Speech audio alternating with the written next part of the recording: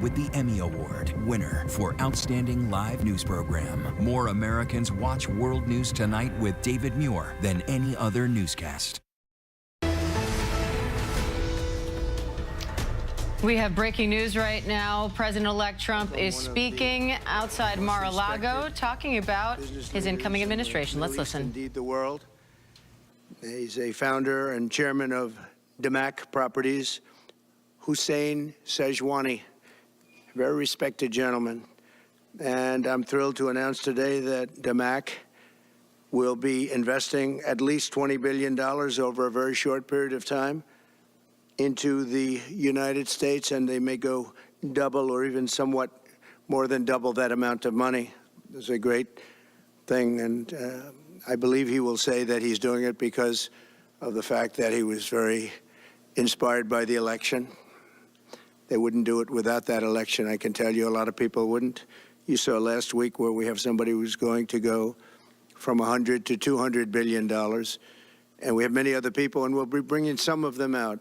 Some of them like to do it somewhat more quietly, and some don't, and they feel so strongly about the country that they want to let people know about it. But it's an honor to have such a great investor investing in our country. The investment will support massive new data centers across the Midwest, the Sun Belt area, and also to keep America on the cutting edge of technology and artificial intelligence. He's very big into the data centers, and that's going to be a very hot item in the coming years, as you know, with AI. In particular, the first phase of the project will be in Texas, Arizona, Oklahoma, Louisiana, Ohio, Illinois, Michigan, and Indiana, those places. And Hussein, I'd love you to come up and say a few words. Thank you very much. Thank you. Thank you. Thank you, Mr. President. It's been amazing news for me and my family when he was elected in November. We've been waiting 4 years to increase our investments in U.S. to a very large amount of money. We are a company operating in more than 20 countries around the world. We have delivered more than 45,000 luxury units and another 45,000 in the pipeline. In data center, we are in 10 countries around the world, in Asia, Europe, and Middle East. And we're very, very excited now with his leadership and his open strategy and policy to encourage businesses to come to U.S. For the last 4 years, we've been waiting for this moment. And we're planning to invest $20 billion and even more than that if the opportunity in the market allow us. But at the moment, we're planning $20 billion in data center, catering for the AI and cloud business for the hyperscalers. Fantastic. Thank you, Mr. Great President. honor. Thank you very much. So nice. And that man knows what he's doing. He knows.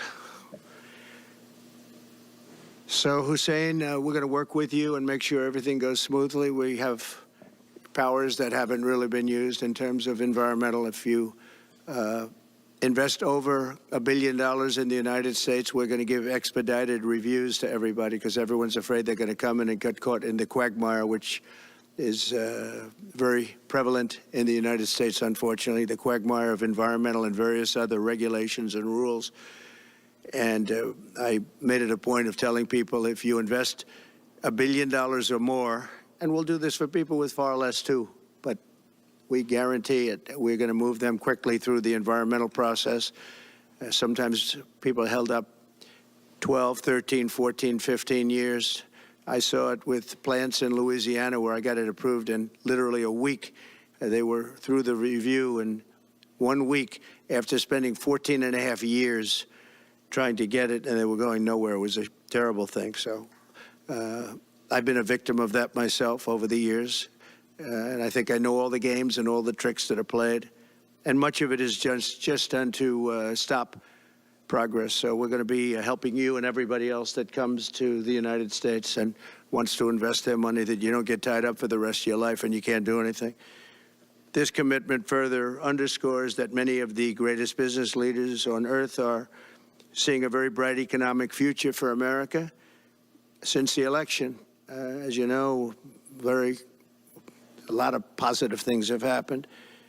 We are inheriting a difficult situation from the outgoing administration, and they're trying everything they can to make it more difficult. Inflation is continuing to rage, and interest rates are far too high. And I've been disappointed to see the Biden administration's attempt to block the reforms of the American people and that they voted for. We had a landslide election. We won every swing state. We won the popular vote by millions and millions of people. Nobody even knows how many people, millions. And they're still counting in some areas. You know, they're still counting the vote in some areas. Can you believe this? What a place. What a horrible place. One of the things we're going to do is we've got to fix the election so that we get honest counts and they get done by 10 o'clock in the evening or something thereabouts. They have places where they're still counting votes. President Biden's actions yesterday on offshore drilling, banning offshore drilling, will not stand. I will reverse it immediately. It'll be done immediately. And we will drill, baby, drill. And we're going to be drilling in a lot of other locations. And the energy costs are going to come way down. They'll be brought down to a very low level, and that's going to bring everything else down. That's what caused it to go up, along with the ridiculous spending on the Green New scam. All this money, trillions of dollars. It's like throwing it right out the window, what they're doing. And they're trying to spend so much now. They're just taking money and giving it to anybody that wants it for any project at all, if it's certified under the Green New scam. And they don't work, and it's too expensive. And, you know, they told me that we're going to do everything possible to make this transition to the new administration very smooth. It's not smooth because they're doing that. They're playing with the courts, as you know. They've been playing with the courts for 4 years, probably got me more votes because I got the highest number of votes ever gotten by a Republican, by far, actually, by a lot. And, you know, we had a great election, so I guess it didn't work. But even to this day, they're playing with the courts. They have their friendly judges that like to try and make everybody happy on the Democrat side. It's called lawfare. It's called weaponization of justice, and it's happened at a level nobody's ever seen before. So many. I defeated deranged Jack Smith. He's a deranged individual. I guess he's on his way back to The Hague. And we won those cases. Those were the biggest ones. And the press made such a big deal out of them, but we did nothing wrong. We did nothing wrong on anything. And the people saw that. You know, when they vote when a Republican, it's not easy for a Republican. When the Republican wins the popular vote by millions and wins all 7 of the swing states, people said, well, he could win 4. We won all 7, and we won them by a lot. That tells you we won. That tells, and they've been watching this injustice. I call it the Injustice Department. What they've done is so bad. The whole world has watched that. And it took work, but it got me a lot of votes because when explained, I mean, we have a judge in New York who's a very crooked judge. I'm under a gag order. I can't even talk about aspects of the case that are the most vital aspects. I'm under a gag. Do you know that I'm the president-elect of the United States of America? I'm a former very successful president. We had the greatest economy in the history of our country. We had borders that were sealed and beautiful. Everything was good. We had no wars. We defeated ISIS. We had no wars. Now I'm going into a world that's burning with Russia and Ukraine, with Israel. You took a look at that attack on October 7th, the attack on Israel, with the horrible way they got out. Not the fact that they got out. I would have been out before them, but we would have been out of Afghanistan with dignity and strength as opposed to looking like a bunch of fools with 13 dead and many, many badly, horrifically injured. Nobody ever talks about them. No arms, no legs. Nobody ever talks about them. The way they got out was outrageous, leaving billions of dollars of brand new military equipment that I bought in the hands of the Afghans and specifically the Taliban. It's the group. And we were doing very well. We would have been out. We would have been respected. I think it's one of the reasons it was so badly handled, that withdrawal where people are jumping onto airplanes, falling off the sides of airplanes when they're 3,000 feet in the air. And nobody's ever seen anything like that, the worst. And because of that, I think Russia went and attacked Ukraine. When they saw that, they said, these guys are incompetent. They don't know what they're doing. But we know what we're doing now, and that's going to all end. And we have a great military. I defeated ISIS, as you know. We're in no wars. I just finished a couple. And we got also our soldiers guarding Syria and Turkey. We're in the middle. We had 5,000 soldiers. They would have been gobbled up with two armies. We had one army, 300,000. We had another one, 500,000 or 600,000, getting ready. We had 5,000 people in the middle. I said to a general, how do 5,000 people do in that case? And the general just looked at me and said, not well, sir, not well. And I took them out. And you know what happened? Nothing. I got criticized. I saved 5,000 lives, actually. And we did a great job, and we're going to do an even better job because now we have a tremendous amount of experience. We have people that I can rely on. But the 625 million acres, people can't realize, that's like the whole ocean. Take an acre. You know, an acre, you have a house on a half an acre, on a quarter of an acre, or an acre. If you have an acre, you have a big deal. Now you multiply that by 625 million acres. It's like, feels like the whole ocean. And that's our strength, you know. People can say we manufacture, we don't manufacture. The thing we have oil and gas more than anybody in the world. And we're going to have more of it, too. But they took away 625 million acres of offshore drilling. Nobody else does that. And they think they have it, but we'll put it back. I'm going to put it back on day one. I'm going to have it revoked on day one. We'll go immediately if we need to. I don't think we should have to go to the courts. But if we do have to go to the courts, you know, they try to be sneaky. They go in and they sign. Remember, this is a man that said he wants the transition to be smooth. Well, you don't do the kind of things. You don't have a judge working real hard to try and embarrass you. Because I did nothing wrong. By the way, I did nothing, absolutely nothing wrong. If I did something wrong, I wouldn't be standing here right now because I've won all these cases. Nobody's ever won so many cases as I have against the Justice Department. I mean, Jack Smith had cases all over the place. People were being subpoenaed. Lives were being ruined. They were spending everything they had, money. We were helping them out. We had to. They were subpoenaing people that had no idea what they were even talking about. That's a sick group of people. And it was all to influence the election. It was all a fight against a political opponent. We've never had that in this country. We have had that in certain countries. We've had that in third-tier countries. We've had that in banana republics, but we've never had that in a place like the United States. I don't even know if it's been on a small level. I'm sure it has been on a small level, but this was the largest level ever. They brought this moron out of The Hague. He's a mean guy. He's a mean, nasty guy. His picture was perfect because you look at his picture, you say, that's a bad guy with his robe, his purple robe. And he executes people. He shouldn't be allowed to execute people because he'll execute everybody. He's a nut job. But we won all of those cases with him. And, I mean, I don't know the judge in Florida, but we had a brilliant judge in Florida that saw right through it. And we won the case. She was a brilliant judge with great courage. You know, the left, as we call them, the radical left, they have a way, they play the ref, and they play it very hard. They play the ref. They go and say horrible things about judges and prosecutors. And some judges and prosecutors say, look, the only way I'm going to get these people off my back is to give victory to them. They're playing the ref. I think it's illegal what they do. It's almost like talking. It's worse than talking to a judge. But the judge in Florida, Judge Cannon, was brilliant and tough, and she didn't stand for it. And I don't know her. And never met her until the case, and I don't believe I said even one word to her. But she was very, very strong and very, very brilliant. And her opinion was so brilliant that they dropped their appeal. They couldn't beat the appeal. So that's what we're up against. So they say we're going to have a smooth transition. All they do is talk. It's all talk.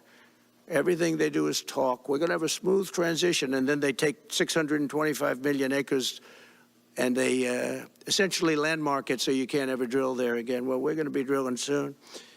We're going to be opening up Anwar. We're going to be doing all sorts of things that nobody ever thought was even possible.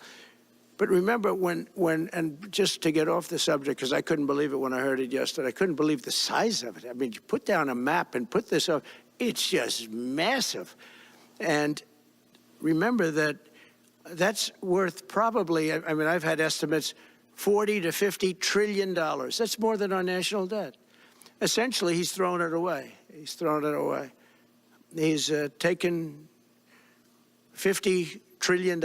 So if we owe $35 trillion, he's taken $50 trillion of value and thrown it right out the window. We can't do that. Nobody can do that. One other thing he did yesterday, which was in many ways worse, it's hard to believe it can be worse. He wants all gas heaters out of your homes and apartments. He wants them to be replaced by essentially electric heaters. I don't know what it is with electric. This guy loves electric. We're going to be ending the electric car mandate quickly, by the way. This guy loves electric. And we don't have enough electricity. And then we have AI where we need more. And he wants everybody to have an electric heater instead of a gas heater.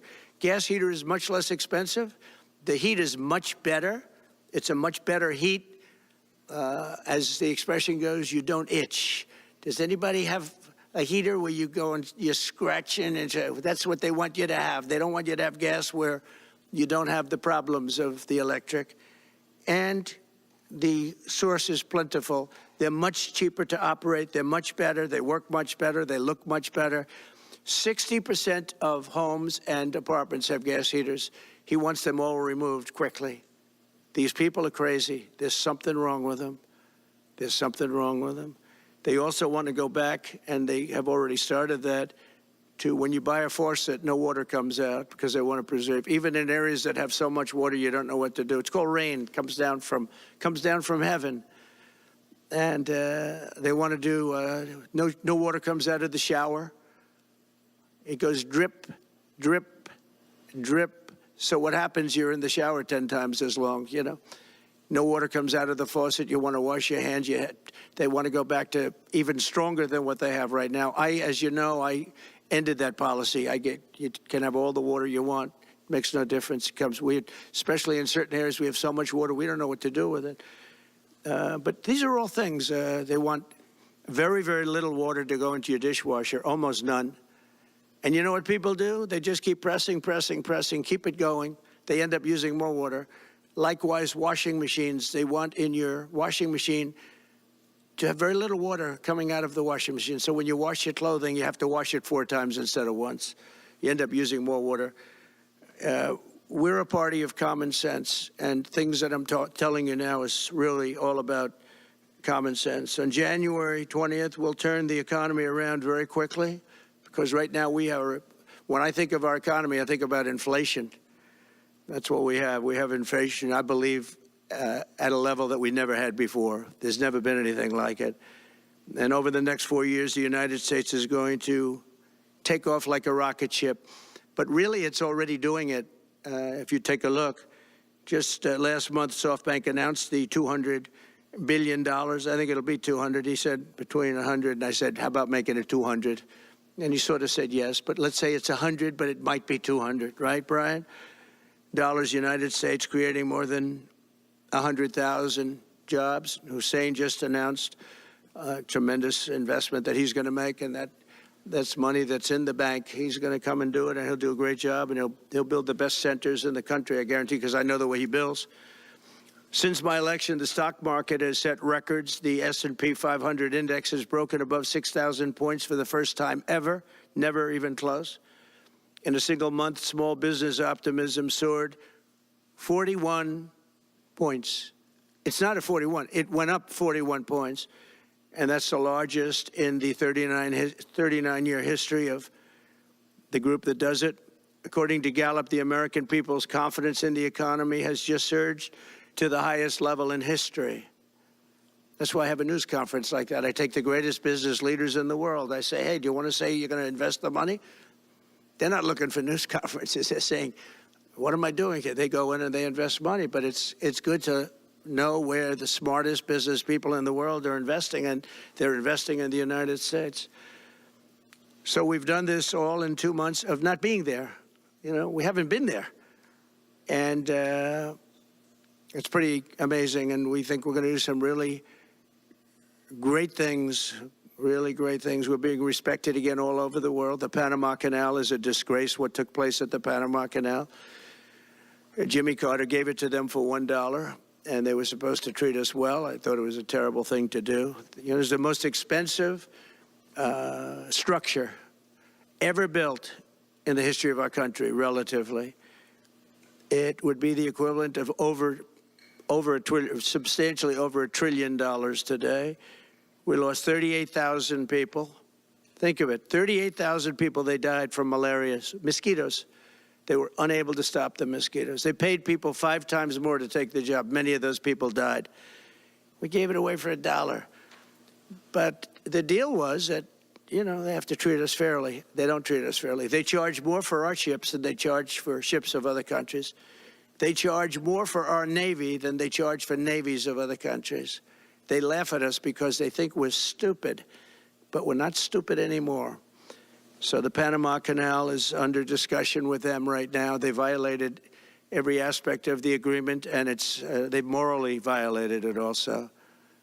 And they want our help because it's leaking and not in good repair.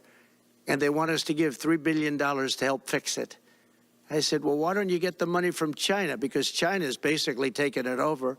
China's at both ends of the Panama Canal. China's running the Panama Canal. And they come to see this Biden, this guy who should never have been allowed even to run for president. Of course, she shouldn't have either, because that never happened. I had to be 2 people, not 1. But they want $3 billion to fix the Panama Canal that's run by China and makes a lot of money, China. One of the most profitable structures ever built, because you have ships lined up back to Florida, frankly, and they just keep going through. And the numbers are staggering, $500,000 to $1 million a ship. And they took it away from us, meaning we gave it to them for $1.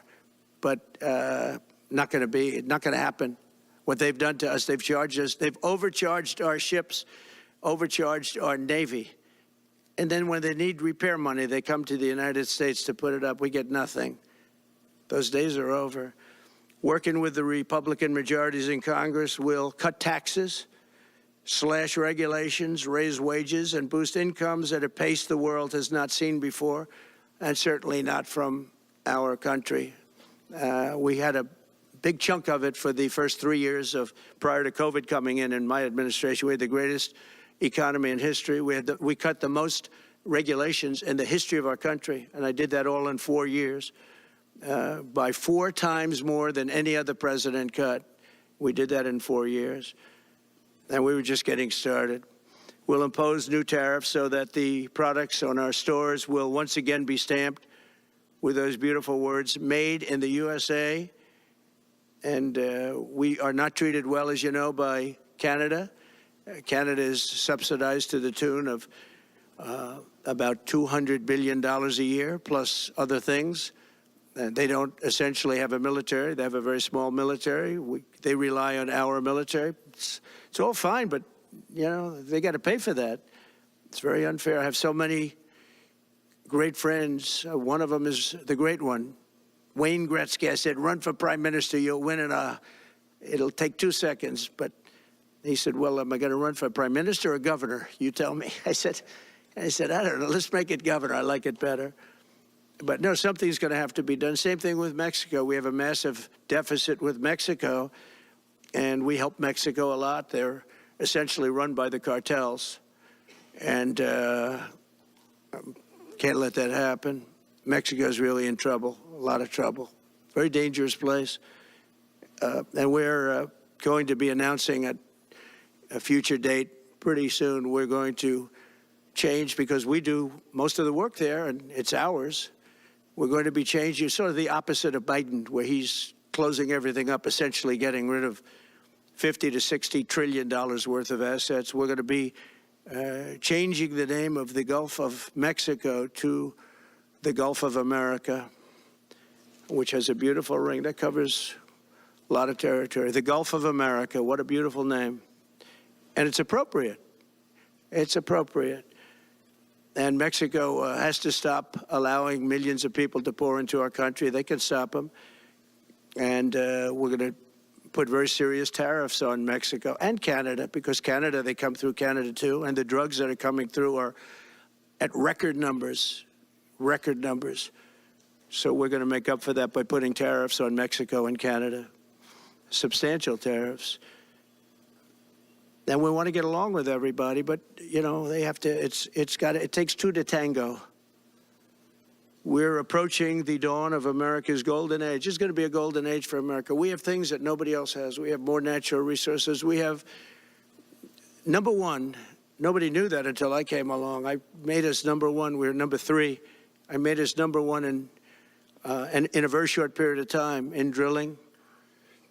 And, you know, you can talk about windmills. They litter our country. They're littered all over our country, like dropping paper, like dropping garbage in a field. And that's what happens to them, because in a period of time, they turn to garbage. Most expensive energy ever.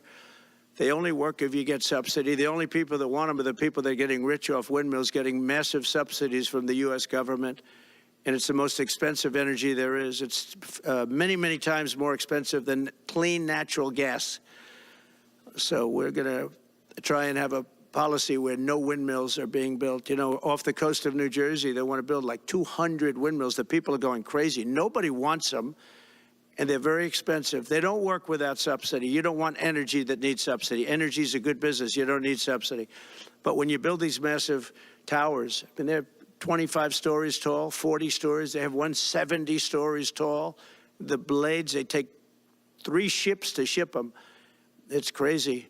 They're dangerous. You see what's happening up in the Massachusetts area with the whales, where they had 2 whales wash ashore in, I think, a 17-year period. And now they had 14 this season.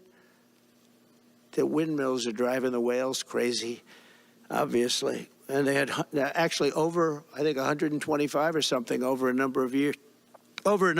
And we don't want that to happen. It's a disaster it's amazing the way a true environmentalist would say, oh, we love wind. It sounds good, but that's about where it ends. You know, after 10 years, you have to redo them. And what happens is they don't do that. They let them stand and they rust, and they say, because of the environment, I'm not a believer in this, but they say you can, because it's a certain fiberglass, that the blades cannot be buried in earth, that's an environment. So what do you do with them? What do you do with them? And I don't know if you've ever gone to Palm Springs, California, or any of these places where you have long-term windmills standing. They're a disaster. They're rusting, rotting, closed, falling down. This is as you enter Palm Springs. And they put new ones next to them because nobody wants to take them down, because why should they take them down? It's very expensive to take them down, and you can't do anything with them because the blades, you can't bury them because of the environmental protection. We'll look at that. Doesn't make sense, but that's what they say. So we are at the beginning of a great, beautiful golden age of business, and I think we're also at a golden age of common sense, because everything I'm saying to you, from a simple water faucet that doesn't allow water to come out appropriately, to all of the other elements of what we do and what we're going to do, to take $50 to $60 trillion off our country's balance sheet because some man that has no idea what he's doing, has no idea. You know it, I know it, the Democrats know it. What they did is a crime by allowing that to happen. And I'll bet you, if you asked him today, how much acreage did you submit? Essentially, did you destroy? You destroyed the economic viability of drilling in the ocean. And with AI coming along and all, you know, a lot of people don't realize that AI is going to be a big thing, but you'll need double the electricity at least that we have right now. So right now we produce electricity for many, many different things. AI is a very big deal in terms of the future. China is already building electric facilities, big, bold electric facilities. And you know how they're being fired up? With coal. They're being fired up with coal. And we're going to build bigger and better ones. People like Hussein that are doing the same thing as he is. I'll bet they don't do it as well, because I know how he does it. But they're doing A lot of things, the problem is they can't get their permits because I say build the plant with the building. So with the structure, build the plant, because if you go into grid, the grids are old. So they said, that's a great idea. In other words, build your electric facility alongside of your plant. And you could have extra output if you want, because once you build it, you can make it larger pretty inexpensively. You could have extra output, which you'll sell to the public, but build it with the plant, and people are loving that idea.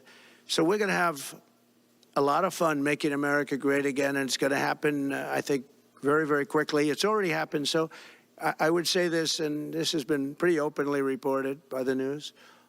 There's never been anything like what's happened in the list since we won the election. Couple of months since we won the election, the whole perception of the whole world is different. People from other countries have called me. They said, thank you, thank you.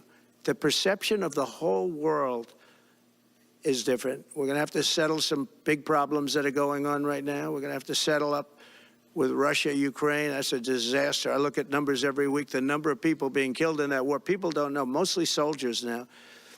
But the towns have been obliterated. This was a Biden fiasco that that should have never happened. If we had a real president, if we had a president that knew what he was doing, Russia would have never, ever gone in. But they did go in, and we have a mess. The cities are all blown up. The people have largely left. And the soldiers are killing each other at levels that haven't been seen since the Second World War. So we'll have to get that one straightened out, too. That's a tough one. Much tougher than it would have been before it started, I can tell you that. A deal could have been made just by an average deal maker. Deal could have been made on that. So thank you all for coming. We'll take a couple of questions. Yeah. Go ahead, please. Mr. President, thank you. I wanted to touch on the world on fire that you mentioned, but let's start, if we could, with your references to Greenland and the Panama Canal, so forth. Can you assure the world that as you try to get control of these areas, you are not going to use military or economic coercion? No. And can you tell us a little bit about what your plan is? Are you going to negotiate a new treaty? Are you going to ask the Canadians to hold a vote? What is the strategy? Yeah, I can't assure you, you're talking about Panama and Greenland. No, I can't assure you on either of those two. But I can say this, we need them for economic security. The Panama Canal was built for our military. I'm not going to commit to that now.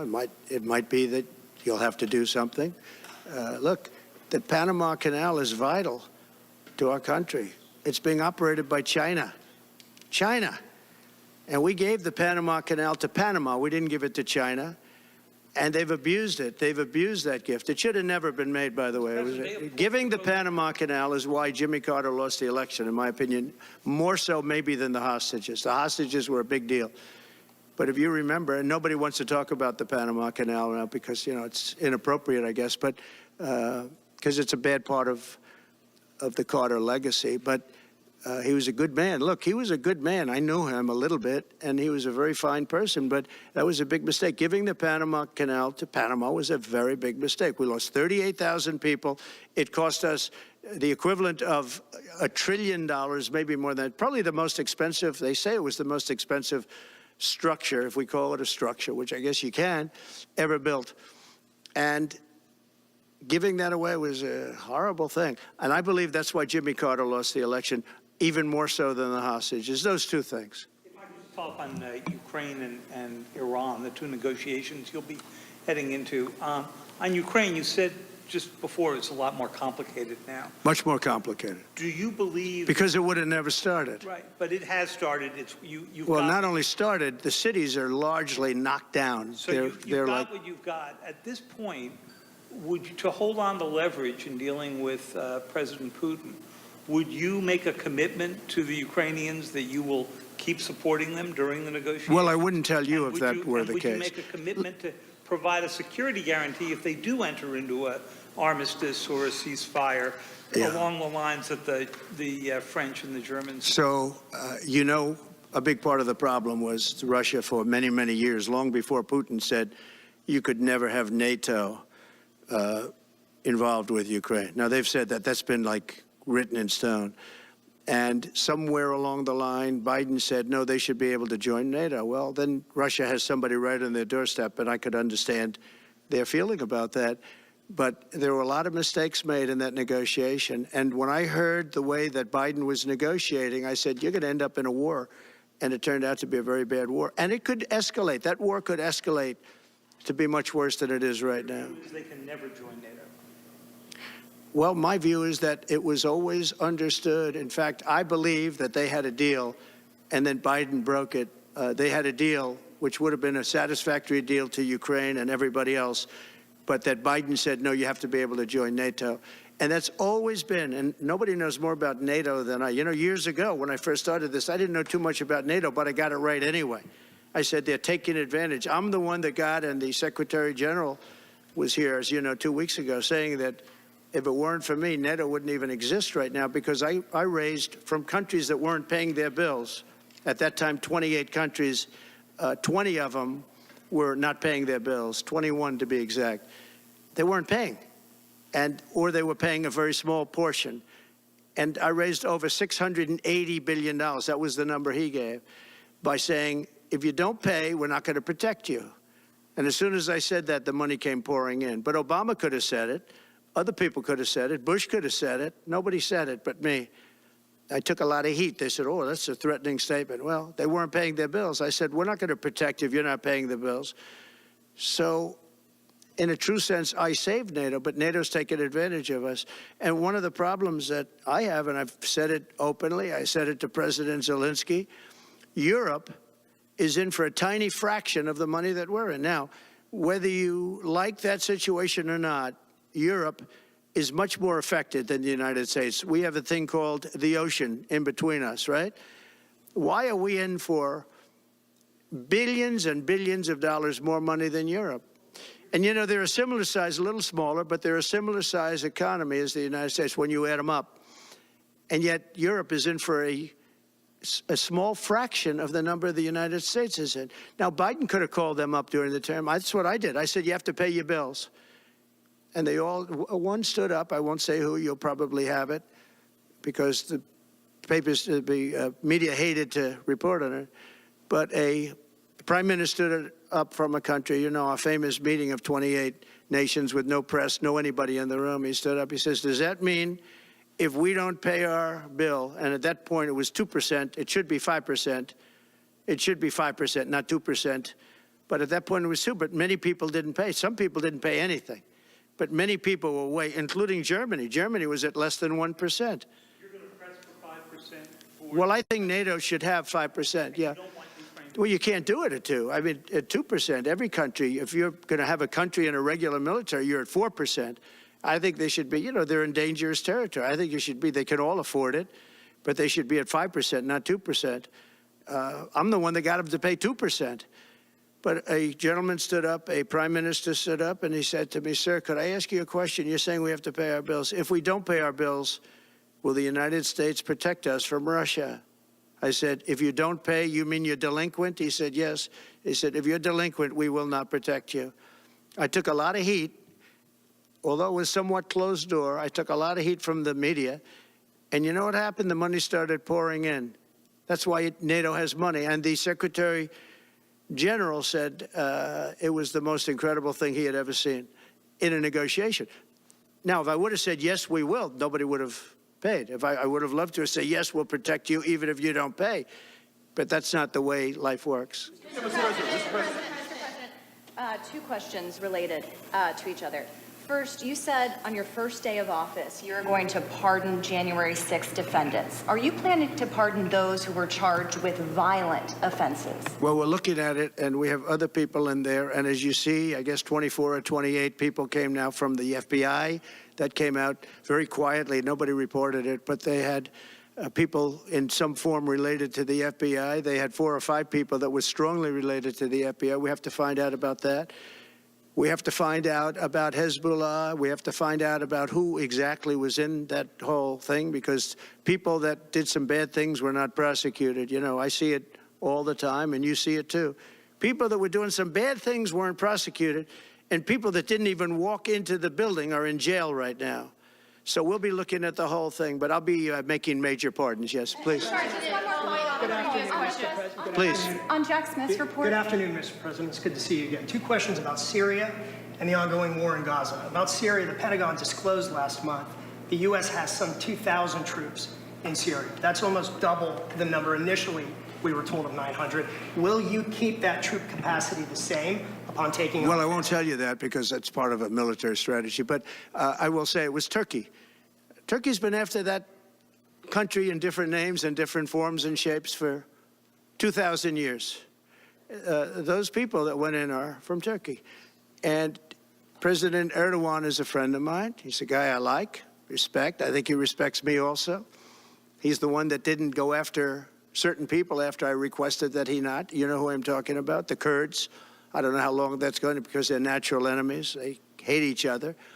But he didn't do that yet. And he didn't do it in the past also. He started, and I said, please don't do that, and he didn't do it. So, but if you look at what happened with Syria, Russia was weakened, Iran was weakened, and he's a very smart guy. And he sent his people in there through different forms and different names, and they went in and they took over, and that's the way it is. I'm sorry, I don't mean to interrupt you. Do you have concerns about HTS taking control of By the way, Syria I have at this point? the envoy here. Is that in the back? It is. Standing with my son, Eric, is Steve Witkoff, who's just got back from the Middle East, and he's done a fantastic job. He's a great deal maker. I said, what we need there is a deal maker, because nobody makes a deal. We have people that understand where the rivers are and where the meets and bounds are, but they can't talk. They can't make deals. Steve's done a great job. I just want to thank you, Steve.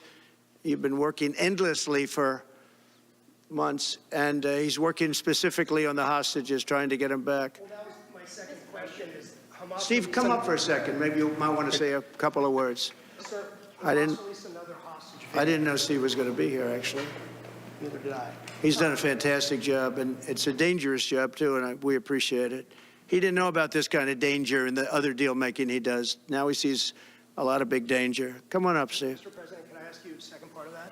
Hamas Yeah, released just one another second, hostage please. video. I'm going to give you a little report on the hostages, if I can. Steve? Thank you very much. Thank you, Mr. President. Wow.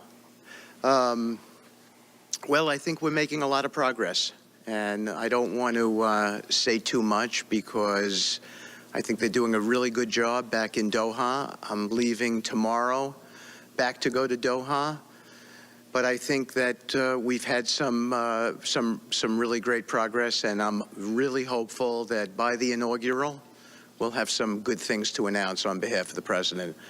I actually believe that we're working in tandem in a really good way, but it's the President, his reputation, the things that he has said that are driving this negotiation, and so hopefully it'll all work out and we'll save some lives. I believe we've been on the verge of it. I don't want to discuss sort of what's delayed it. There's no point to be negative in any way. But I think it's the President, his stature, what he said he expects, the red lines he's put out there, that's driving this negotiation. I'm going back probably either this evening or tomorrow night. Are you confident there'll be a deal before January 20th, or is that something that's likely to happen, if there's a deal even at all? And we've been hearing this now for the better part of... I know. I would say... They better be. Right. I would say that the President is exasperated. I don't want to talk for him, but look, I don't know anyone who delegates better than President Trump. He gives us a lot of authority to speak on his behalf, and he exhorts us to speak emphatically.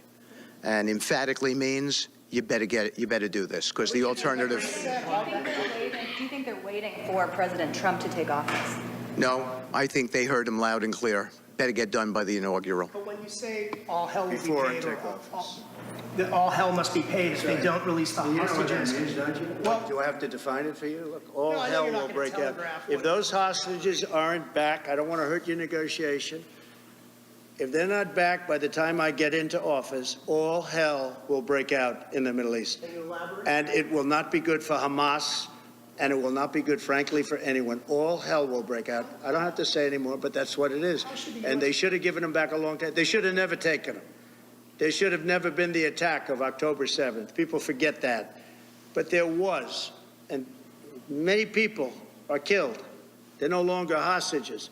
I have people from Israel and others calling, begging me to get, we had also people there from the United States, just so you know. They're holding some so-called hostages from the U.S.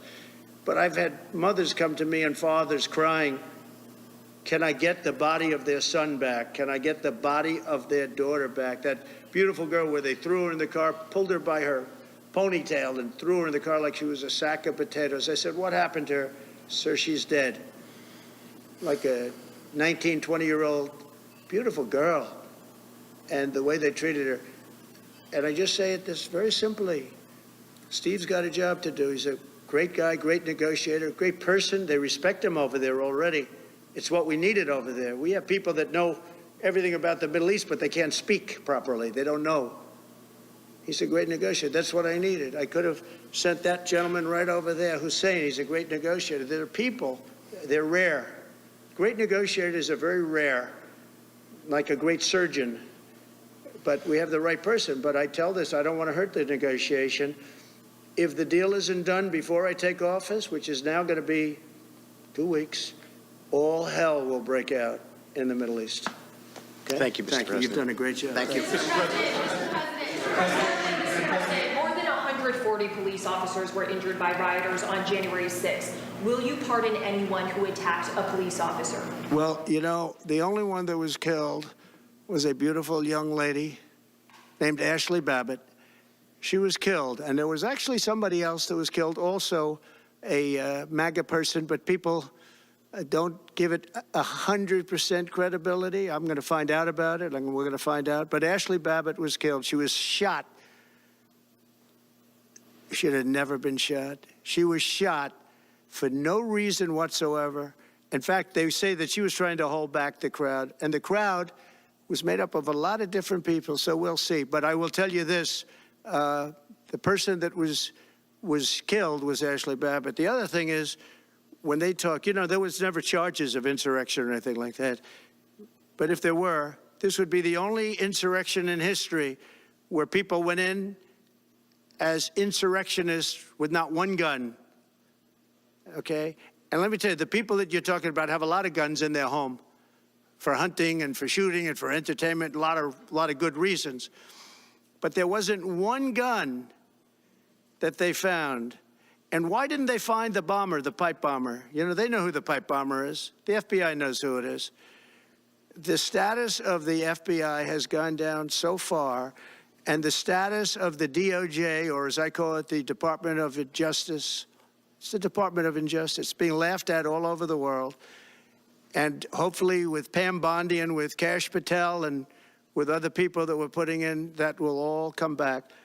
If you do a poll in the FBI, I guarantee I'm at like 90% with the agents of the FBI, but they have hurt that incredible place. Law enforcement, you think of the FBI, they raided this house. By the way, they could have told me, could I see this? I would have given them, I actually told them, come in anytime you want. You can see anything. They raided the house and the case was dismissed. And now I'm in litigation. I'm suing them for doing that. And I feel so badly doing it. I'm the president of the United States, and I'm suing the United States, but I'm suing them for other things, too. The FBI has gone so, its reputation has been so horribly hurt between Comey, who is the worst, and all of the others. What's happened to the FBI is, and we're going to make it great again. We're going to make the FBI great again. We're going to make the Department of Justice fair and strong, but fair again, because all they did was attack me because I'm their political opponent, and that includes with local judges like Marchand. You ought to find out. Ask them, why do I have a gag order where I'm not allowed to speak? Think of it. I'm the president of the United States, and I'm not allowed to speak. Why? because if I did speak, people would understand the scam. It's a scam. And we have very dishonest judges, and New York judges are very bad. We had one that valued this house at $18 million because it was good for their case. He actually valued that chandelier is worth more than $18 million. He valued this house as $18 million.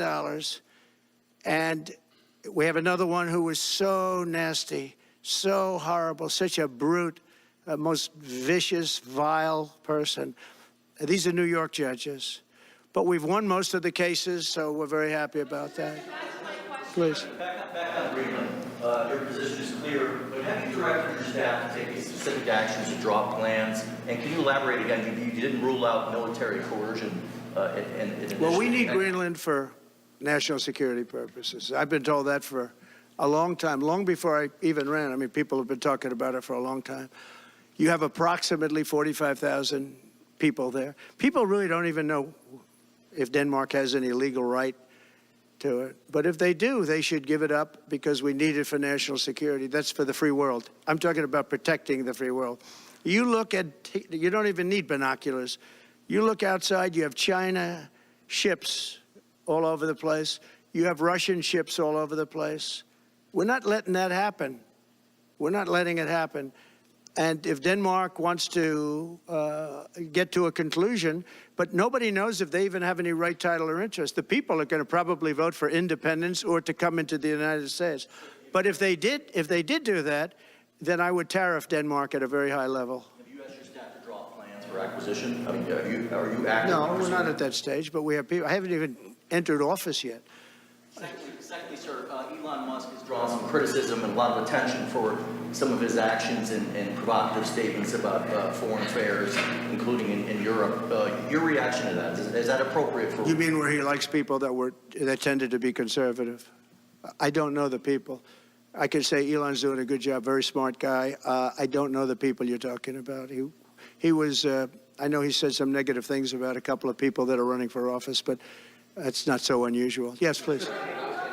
I wanted to ask you about Ukraine and Putin. How soon do you anticipate going to meet with Putin to discuss the Ukraine situation? Well, I can't tell you that, but I know that Putin would like to meet. I don't think it's appropriate that I meet until after the 20th, which I hate, because, you know, every day people are being, many, many young people are being killed, soldiers. You know, the land is very flat.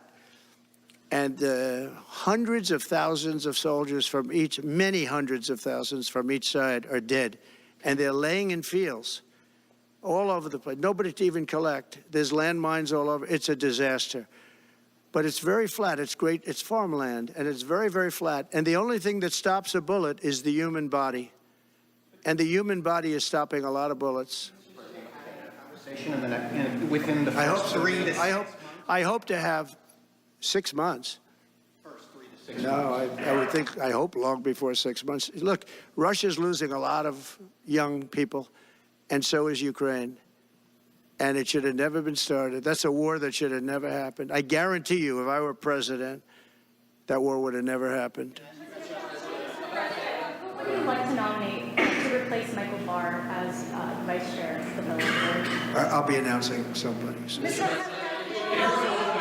President, if we were to work under the assumption that you're serious about making Canada 51st state of the United States, the leader of the Conservative Party in Canada said, under no circumstance will it ever be the 51st state. Maybe he won't win, but maybe he will. I don't care. You had suggested Listen, I don't care what he says. But Sir Lopez, you said you were considering military force to acquire Panama and Greenland. Are you also considering military force to annex and acquire Canada? No, economic force. Because Canada and the United States, that would really be something. You get rid of that artificially drawn line, and you take a look at what that looks like, and it would also be much better for national security. Don't forget, we basically protect Canada. But here's the problem with Canada. So many friends up there. I love the Canadian people. They're great. But we're spending hundreds of billions a year to protect it. We're spending hundreds of billions a year to take care of Canada. We lose in trade deficits. We're losing massive. We don't need their cars. You know, they make 20% of our cars. We don't need that. I'd rather make them in Detroit. We don't need the cars. We don't need their lumber. We have massive fields of lumber. We don't need their lumber. We have to unrestrict them because stupid people put, restrictions on, but I can do that with an executive order. We don't need anything they have. We don't need their dairy products. We have more than they have. We don't need anything. So why are we losing $200 billion a year and more to protect Canada? And I said that to, as I called him, Governor Trudeau. I said, listen, what would happen if we didn't subsidize you, if we didn't, because we give them a lot of money. We help them. As an example, we're buying icebreakers, and Canada wants to join us in the buying of icebreakers. I said, we don't really want to have a partner in the buying of icebreakers. We don't need a partner. But gives the U.S. the right to lay claim to us. No right. Nope. No right. Here's what we have. We have a right not to help them with their financial difficulties because we owe $36 trillion too. We're going to start knocking it out pretty fast, but we're going to be able to do it because of energy and other things. But no right. No right. But why are we supporting a country, $200 billion plus a year? Our military is at their disposal. All of these other things, they should be a state. That's why I told Trudeau when he came down, I said, what would happen if we didn't do it? He said Canada would dissolve. Canada wouldn't be able to function if we didn't take their 20% of our car market. They send us hundreds of thousands of cars. They make a lot of money with that. They send us a lot of other things that we don't need. We don't need their cars, and we don't need the other products. We don't need their milk. We got a lot of milk. We got a lot of everything, and we don't need any of it. So I said to him, well, why are we doing it? He said, I don't really know. He was unable to answer the question, but I can answer it. We're doing it because of habit, and we're doing it because we like our neighbors, and we've been good neighbors, but we can't do it forever, and it's a tremendous amount of money. And why should we have a $200 billion deficit and add on to that many, many other things that we give them in terms of subsidy? And I said, that's okay to have if you're a state. But if you're another country, we don't want to have it. We're not going to have it with European Union either. European Union, we have a trade deficit of $350 billion. They don't take our cars. They don't take our farm product. They don't take anything. And so we're not going to have it with them either. Brian, go ahead. Yes. Happy New Year, by the way. Thank you. We have some breaking news. You may not be aware of this, but it looks like Canon has blocked the DOJ from releasing the Smith's report until further court proceedings. Get your thoughts on that. Wow, that's a big story. Yeah. So if I get it right, the fake witch hunt started by the DOJ having to do with books and records, and Biden had many more, and he wasn't protected by the Presidential Records Act. I was. But all of that fake stuff that took the lives of people, I mean, literally destroyed people. People are destroyed because of what they did. Destroyed. But we got to be president. But Biden did it for 40 years. He did it when he was a senator. That was illegal. And they ruled it was illegal. How about that? They said, it's illegal, but he's unfit to stand trial. So he can stand and be president of the United States, but the prosecutor found that he's unfit for trial. I was going to use that as a major talking point, but I never got to use it because all of a sudden I had a new candidate who was also sort of unfit to stand trial, right? But so what you're saying is that the judge just blocked the, so Cannon was thrown off the case. They dropped their appeal because he had no case. They dropped all of that, the lawsuits against us. They lost the lawsuit. So this is deranged Jack Smith. So he dropped the lawsuits. He was told to by the DOJ because they had no lawsuit. They lost in court in front of a very strong and a very brilliant judge. They lost in court, and that pertained to other cases in other courts. So he wanted to do a report just before I take office, probably. So he'll do like a 500-page report, and it'll be a fake report, just like the investigation was a fake investigation. And I said, well, wait a minute. This guy was thrown off in disgrace. In disgrace. He's going back to The Hague or wherever they're going to send him. In disgrace.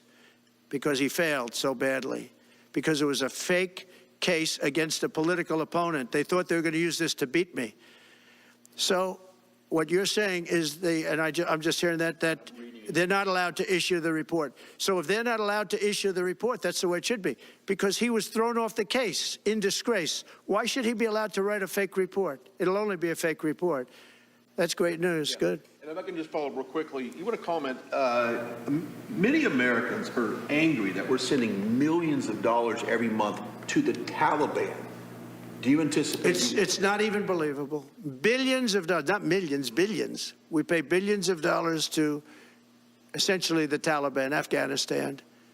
And that's given by Biden. That's the same man that took away $50 to $60 trillion worth of value from the United States. Think of it. Probably our most valuable asset. Took away our most valuable asset. This can't be allowed to happen. We are now a nation of common sense. When he does that, 625 million acres, this can't be allowed to happen. Thank you for the information. Yes, sir. Most other people probably knew about it, but they wouldn't have told me, right? Mr. President, on the campaign trail, you vowed to bring down the prices at grocery stores very fast. Yeah, we won't do it But then fast. you recently told Time Magazine that bringing down prices would be very hard. So what can the American people expect when you get into office? It's always hard to bring down prices when somebody else has screwed something up like they did, but we'll bring them down. We'll get them down. Energy is going to bring down prices. We're going to have a lot of energy, and energy is what brought it up. Energy and their bad spending is what brought it up, and energy is going to bring it down. We're going to have prices down. I think you're going to see some pretty drastic price reductions. As an example, food, bacon, ham, apples, everything has gone through the roof. It's one of the reasons I won. So as you know, I said it, inflation was one of the reasons I won, but I think the biggest reason I won was the fact that they are allowing prisoners to come into our country. They released their prisoners, their murderers. Thousands of murderers are now walking around the streets of our cities and farmland all over. Murders, people that have killed. Many, 32% have killed more than one person. They released them from their jails, their prisons, and their mental institutions and insane asylums into our country. I believe that's the reason we got such a large vote. All right, maybe one or two more questions. Yeah, please, go ahead. Go ahead, you go. Sir, can you, President Carter is laying in state today in Washington. You had some harsh words for him about the Panama Canal.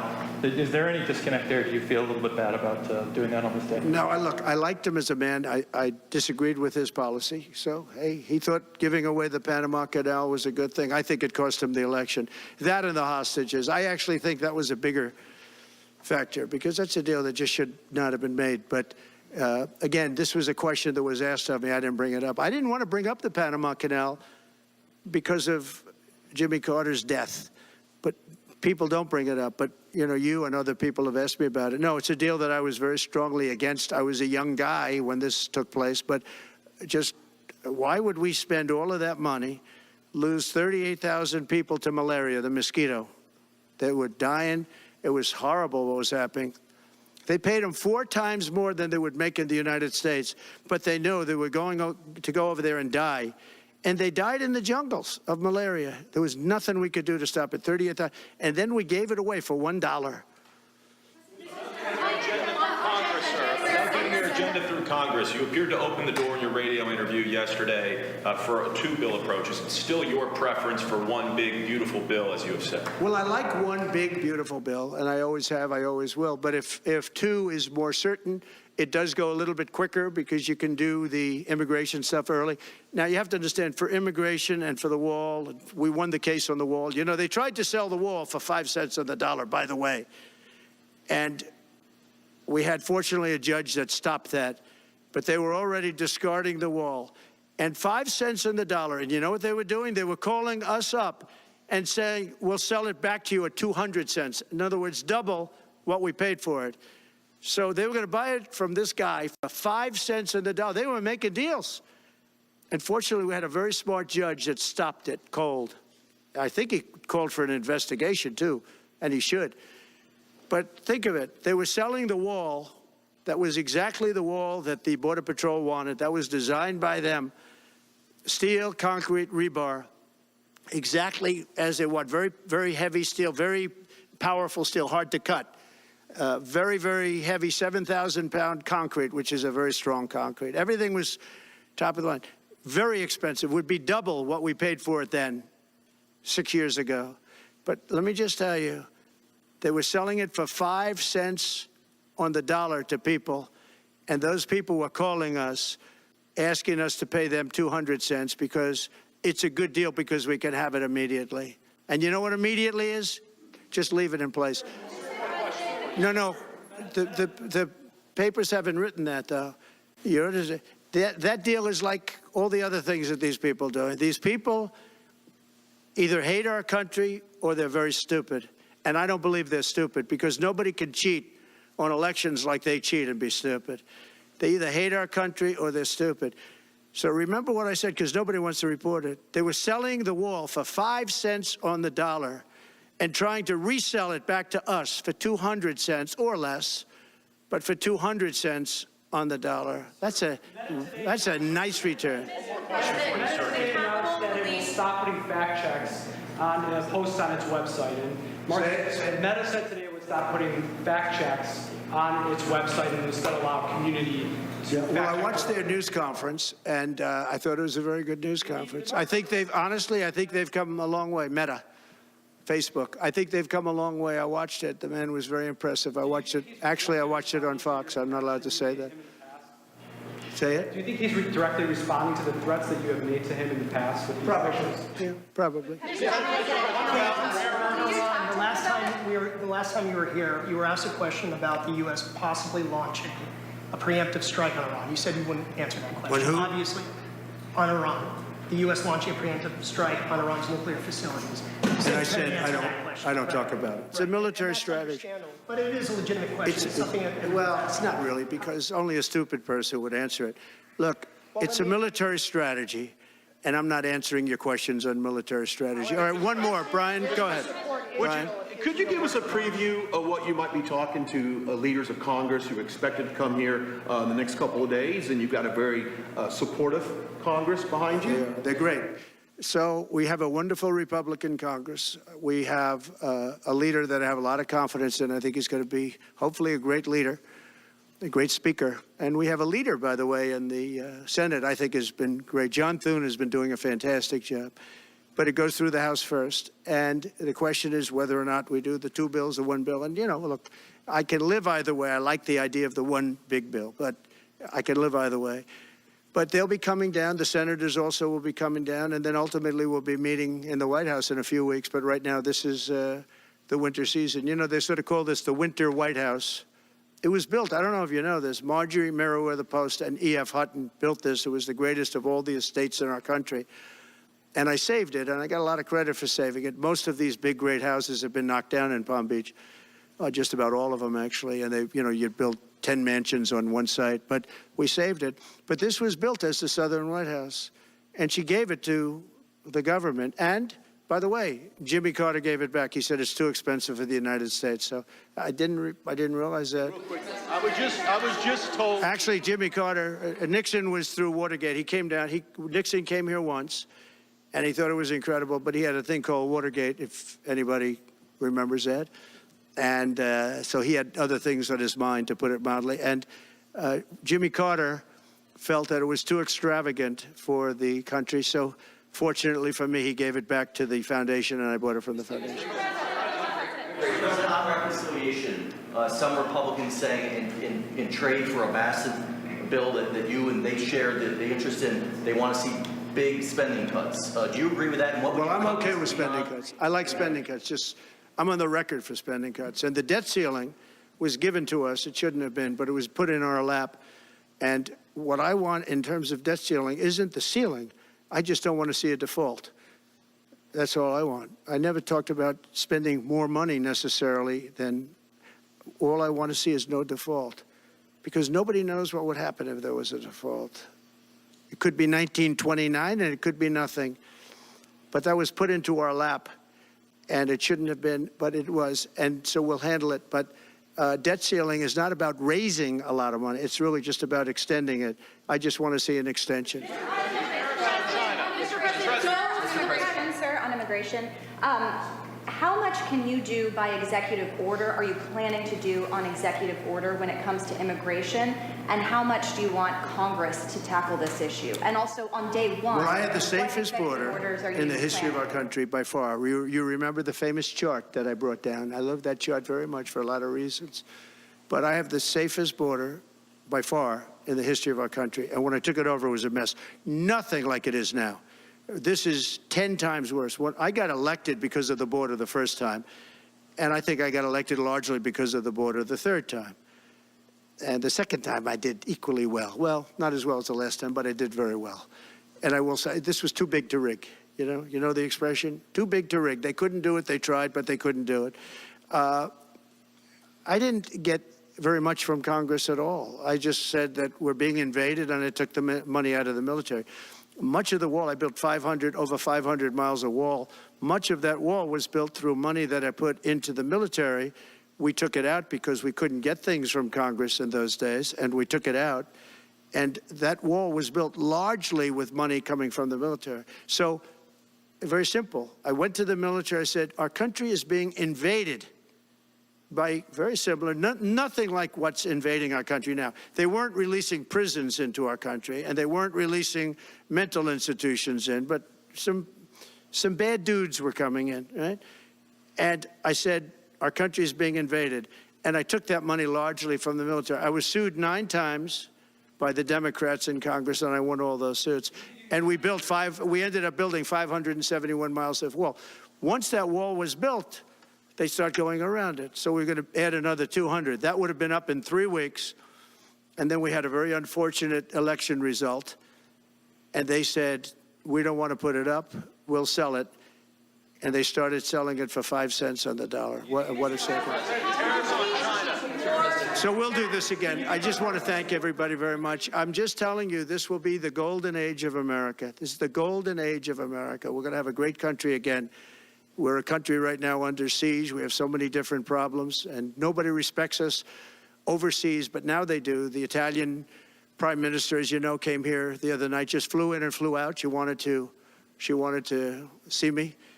And great respect is being shown when I went to the cathedral in France. Great respect was shown by the prime minister, the president, by everybody. France was, and by the way, I have to say they did a great job in the cathedral. But great respect is being shown to our country again. And we have a great country, but we have to run it properly. It's going to be run properly. We want to get back those hostages for Israel and for us. You know, we do have people that are hostages being held. And I'll just say it again. If this deal's not done with the people representing our nation, by the time I get to office, all hell is going to break out. Thank you very much. Thank you. Ukraine-Russia war before you take office. Can you clarify what you mean by... You're watching President-elect Trump just wrapping up at Mar-a-Lago after addressing the media. That address comes as we're getting breaking news that the judge in the classified documents case is temporarily blocking the release of the special counsel's final investigation report. And we heard the president-elect praise that judge in his remarks as he talked about his legal troubles. He also announced new foreign investments in the U.S., reiterating his pledge to expedite environmental reviews for companies pledging to invest more than $1 billion in the U.S. Trump also had a lot of criticism for the Biden administration, saying he's inheriting a difficult situation and that the administration is doing everything it can to make it more difficult. And he addressed the crisis in the Middle East, saying, quote, all hell will break loose if the Gaza hostages are not released by the time he's in office. Let's bring in senior reporter Catherine Faulders and ABC News executive editorial producer John Santucci for more on all of that. Catherine, Trump says he's the victim of lawfare, referencing the legal battles he's faced. Now we're hearing Judge Aileen Cannon is temporarily blocking this final investigation report in the classified documents case. What's the latest on that? So Judge Cannon issued an order essentially responding to the Trump team's request to stay and pause any action from the special counsel's office on their final report. They asked that Judge Cannon essentially direct the Attorney General not to make any final report public. Now, what she's done in that case is said that she essentially wants to wait and hear from the 11th Circuit because Trump's team also filed with the 11th Circuit Court of Appeals. Now, until they hear from the 11th Circuit, who could very well say, we think Judge Cannon should decide this matter. She has essentially stayed any action, paused any action that the special counsel was intending to take. Now, it's important because Trump's team did have an agreement with the special counsel's office. They wouldn't divulge or release any information about the report after they were able to review the report at Jack Smith's office this weekend and late last week. They instead released some of the contents of the report as they see it in a letter to Merrick Garland, the Attorney General. All of that became public last night when Trump's previous co-defendants in the case filed and asked Judge Cannon to get involved. So we very well could see the judge that tossed out the classified documents case, 40 criminal counts that Trump was facing. We could very well see that judge make the deciding decision, or at least attempt to decide whether or not Jack Smith's report can ever be public. And John, Trump covered a lot of ground in this address and in the long Q&A after. One of the last things we heard from him was this reiteration of the need for a deal to bring hostages in Gaza home. The incoming envoy to the Middle East spoke at one point saying they're making progress on a deal. What do you make of this promise from Trump? Again, he reiterated it. The last thing he said, all hell will break loose if those hostages aren't released by the time he's in office. All hell will break loose. And even as Steve Witkoff, you mentioned the incoming envoy, a longtime personal friend of Donald Trump's, saying he had just been over in the Middle East. He was working, to basically shore up relations as the Trump administration comes into power in just the next couple of weeks, under 2 weeks now at this point before Donald Trump takes the oath of office, Diane. I think that what you hear right there from Donald Trump is a clear message to the Middle East, right? Even saying so far as they better have a deal before I'm in power, before I'm in office, firing a warning shot, if you will, to both sides, saying, look, figure this out, because when I step in, you're not going to like what's going to happen. And the reality is that we've seen Donald Trump already use this period, right? He has said himself, right, I'm not president yet, we're not in office yet, but look at what has happened so far. Look at all the foreign leaders he has spoken to. Look at who has come to Mar-a-Lago to meet with him, both leaders in business and countries. I think that what you're going to see very quickly with this administration is how fast they're moving. Even Meta changing its policies with that announcement today. He got asked about that at the event. Remarkable, and we know that Mark Zuckerberg not only went and met with Donald Trump at Mar-a-Lago, donated $1 million to Trump's inauguration committee. I think that people are recognizing the difference between Trump 1.0 and 2.0 is as follows. Take him at his word, and now he knows how to do the job. Catherine, he also blasted the Biden administration on several fronts, including the president's executive order to ban offshore oil and gas development along most U.S. coastlines. We even heard Trump renew his refrain from 2016, drill, baby, drill. And he's pledging to revoke that executive order on day one. But that's easier said than done with this particular order. So walk me through that.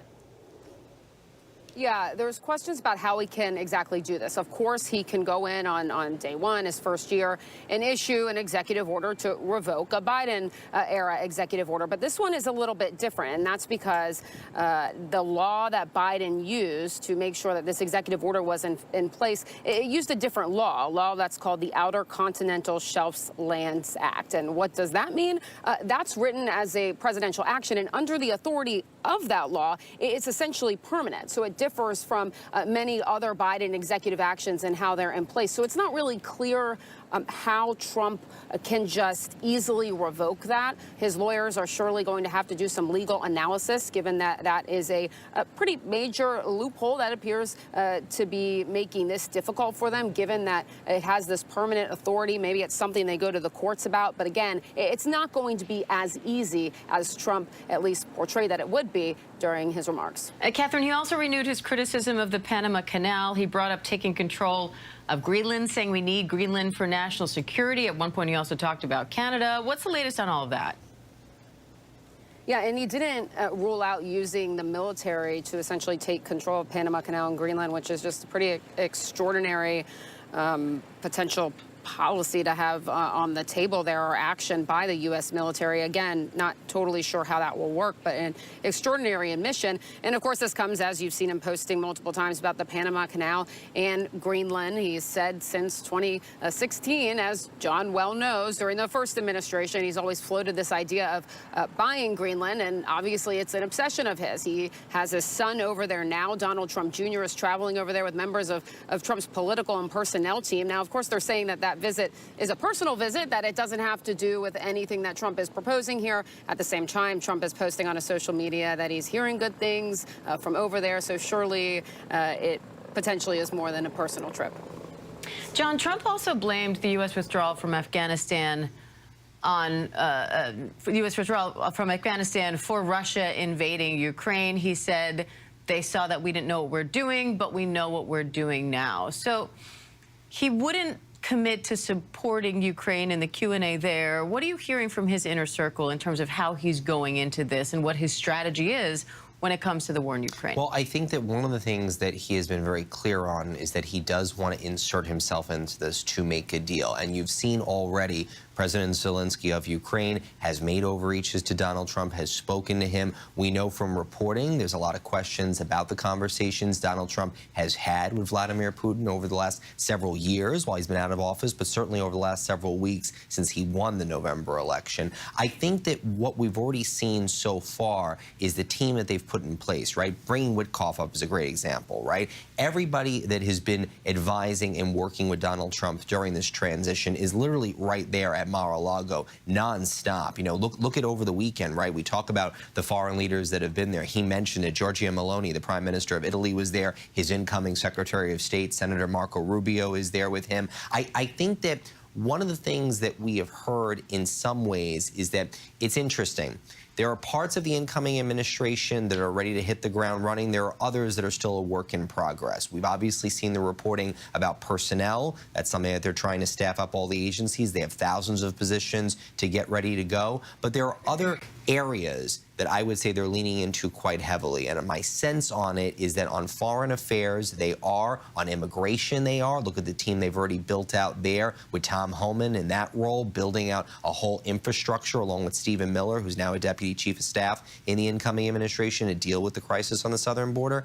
I think that that's where he has the people that he trusts. Now it's a question of how quickly they act. And Catherine, our senior White House correspondent Selena Wang asked Trump about January 6th. He criticized the shooting death of Ashley Babbitt, claiming rioters were unharmed. The Justice Department says they've proved in court that several were armed, either carrying weapons or actually using them that day. But he also talked about potential pardons again here. What's the latest on that? Yeah, he did, and he said obviously something similar to what he's been saying, that he is going to pardon January 6th rioters. It's just a matter of who he pardons and how they do that. But there will definitely be pardons, and I can imagine that there will probably be some on day one when he takes office. But the reality of this is that nobody inside Trump's inner circle yet has really sat down and put together a list or analyzed those who they believe should be pardoned. We know that some of the offenders and defendants who are facing the most jail time have already asked for pardons. Trump hasn't said exactly if he would be granting pardons to those people, for example. But again, it's something that he is going to do, but they haven't put together a plan yet internally about who exactly those people will be. John, what are you hearing about how this Trump administration will be different from the last? Well, it's a different year. I mean, a lot of it is going to be the same, right? In the sense that, you know, the people that are surrounding Donald Trump right now are some of the people that surrounded him 4 years ago when he was leaving the White House. I think the biggest difference, I was speaking to a source of mine over the weekend, and they said that one of the things that has been interesting this time around versus back, 8 years ago when he was staffing up in 16 going into 17, is that we're spending a lot of time going through loyalty tests. We're vetting people's social media. We're vetting what they have said about Donald Trump, saying about the Trump family. So you're not going to have a situation, they believe, that there's going to be a surprise about how people feel about Donald Trump. And if they've ever said anything negatively, they're not being invited to the dance, if you will. I think that it's going to be a much smaller operation than it was, in the sense that they are, taking their time and staffing up, but in the sense that, look at what they're doing with Elon Musk, right, and Doge. The fact that they're trying to find ways to gut the federal government, I think it's just going to be a smaller apparatus to get the job done. All right, Catherine Falders, John Santucci, thank you both. And, of course, our other big story today, remembering Jimmy Carter. The former president is on his way to Lion State as the Capitol Rotunda in Washington today. For the past 3 days, Carter lay in repose at the Carter Center in Atlanta. More than 10,000 people went there to pay their respects, and now the nation is getting ready to bid farewell to the 99th president in Washington before he's laid to rest back in Georgia later this week. And we will be following that funeral procession as the services begin. We'll be right back.